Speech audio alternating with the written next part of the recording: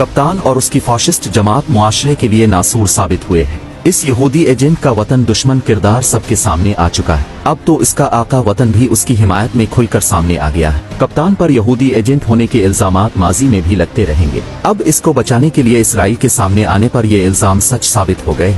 खान ने नौजवानों के जहनों में नफरत का जहर घोला, उनको भटकाकर गलत राह पर डालने के लिए एड़ी चोटी का जोर लगाया। वजीर आजम बना तो खुद को पाकिस्तान का बादशाह समझने लगा और अवाम को कीड़े मकोड़ों से ज्यादा अहमियत नहीं देता था। सियासी मुखालफीन को सियासत से बेदखल करने के लिए तमाम तर हथकंडे इख्तियार किए।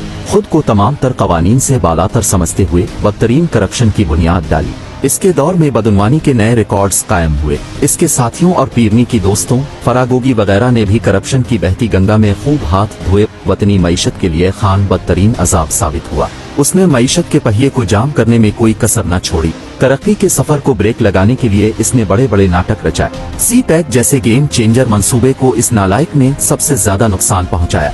दूसरी जानिब गरीब अवाम पर महंगाई के वार बड़ी शिद्दत से जारी रखे। मईशत और अवाम का भुरकस निकालने के बाद जब इक़्तिदार से अलग हुआ तो बदमाशी पर उतर आया। जराइम करता रहा और अपने खरीदे हुए मुंसिफों से जमानतें पाता रहा। सिक्योरिटी इदारों के अहलकारों पर अपने गुंडों से हमले करवाए। 9 मई को गिरफ्तार होते ही वतन की ईंट से ईंट बजाने के मजमूम अज़ाइम जाहिर किए। इसके दहशतगर्दों ने उकसाने और इश्तियाल दिलाने पर पूरे वतन को आग की नजर कर दिया। शहदा से मंसूब यादगारों की बेहुरमती की गई। फौजी तंसीबात पर हमले कर आए गए और जिना हाउस लाहौर को जला डाला गया। मुसल्लह शरपसंदों ने बेशुमार सरकारी और निजी अमलाक को नुकसान पहुंचाया गया।